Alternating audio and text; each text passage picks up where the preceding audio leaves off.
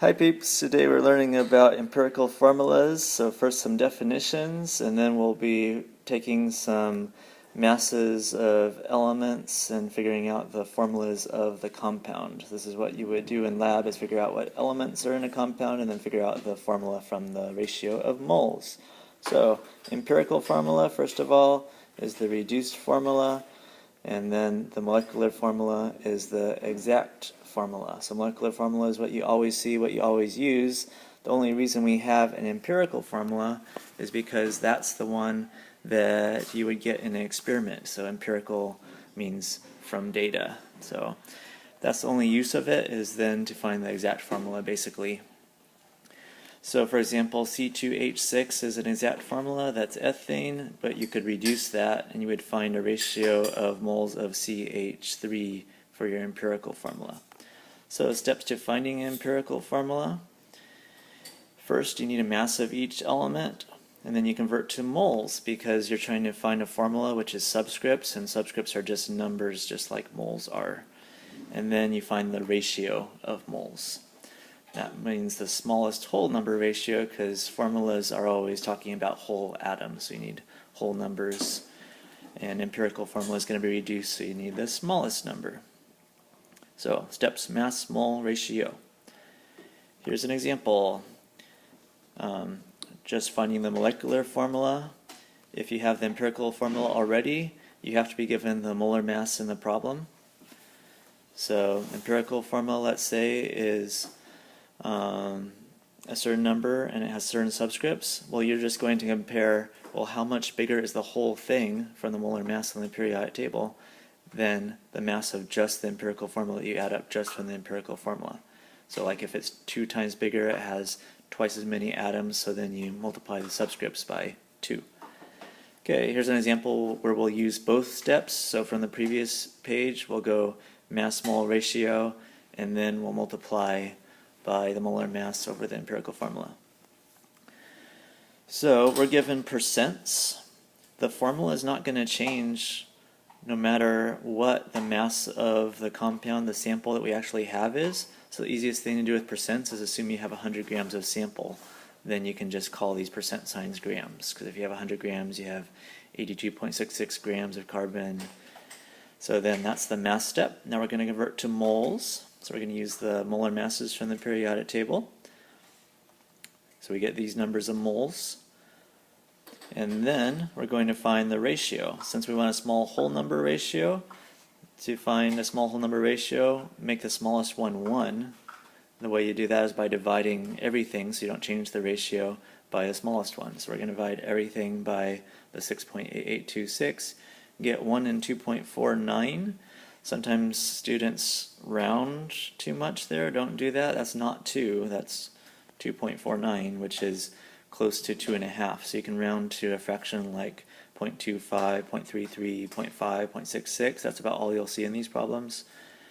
So we're going to say that's 2.5, but that's not 2. So we're going to multiply both the numbers by 2 to get whole numbers, because I identified that this was a half, and so to get rid of the denominator, you multiply by 2, so you get 2 and 5, so the empirical formula is C2H5. We said the steps for mass mole ratio, so if that makes sense, that's great. If you need more involved, I have a song. The song goes like this. Percent to mass, mass to moles, divide by small, multiply till wholes. If you put an S on the end, then it rhymes. So that's how you find the empirical formula, just mass mole ratio step. Now, if the problem asks you for the molecular formula, it has to give you the molar mass. So then you would take the empirical formula and you would multiply by how many times bigger the molar mass is than the mass of the empirical formula. To get the mass of the empirical formula, you just add it up. 2 carbons, 5 hydrogens. You can see that the molar mass is twice as heavy, so it must have twice as many atoms. So you multiply by 2, you get C4H10, which is butane. Okay, that's the only new stuff for today, is mass mole ratio. Some problems are a little bit harder, though, than that you have to solve for the element first. So here's an experimental setup where you're burning a sample, and then you pass it through water absorber to find out how much water is in the how much hydrogen is in the sample, and through a CO2 absorber to find how much carbon is in the sample. So if a sample only has C, H, and O, for instance, then when you burn it, you're adding O to it. So you can't directly measure the oxygen, but you can measure the carbon and the hydrogen. So to get oxygen, we're going to have to subtract. So the hydrogen turns into water, the carbon turns into CO2. So if we take the grams of the total sample and then subtract the hydrogen that we measure from the water and the carbon that we measure from the CO2, that should give us the oxygen. So that's the strategy for these problems. And here's an example. It says you have a substance containing only carbon, nitrogen, and hydrogen. You're burning it, reacting with oxygen, and it says you get CO2 and H2O. So we're going to use the CO2 to get our grams of carbon. We're going to use the H2O to get our grams of hydrogen. And then we're going to subtract from the sample to get our grams of the other element. In this case, it's nitrogen instead of oxygen. And then we do mass-mole ratio to find the empirical formula. So for carbon, that comes from CO2. So convert the CO2 to moles, and then we can just use the formula to see that in every 1 CO2 there's 1 carbon. Moles of CO2 to moles of carbon from the formula, 1 and 1, and then convert to grams. Okay, so that's how carbon works. We're going to do the same thing for the hydrogen.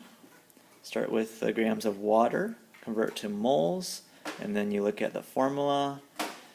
We can see from the formula that every 1 mole of H2O has 2 H's in it. 2 moles of H. Some students like to convert to H2 here because they remember the diatomic elements. That doesn't work because this formula doesn't have H2. Formulas are made out of hydrogen because it's not hydrogen by itself. And then convert to grams. Okay, so that gives us our carbon and our hydrogen. To get nitrogen, we subtract from the sample. So that's going to be 0.05211. Okay, now we're back at a percent to mass, mass to moles, divide by small, multiply till wholes problem. So we have our grams of carbon, grams of hydrogen, grams of nitrogen, convert to moles. And then we're going to divide all of those by the smallest number, which looks like it's 0.0037197, which is basically the same as 0.00372. And those numbers are so close to whole numbers that we're going to call them whole numbers. If it was close to 1.25, I would not call it a whole number. I would have to then multiply by everything by 4. So we get 151, so the empirical formula is C1H5N1. The reason that I said C in H in that order is that usually we just put it in the same order as the problem gives it to us.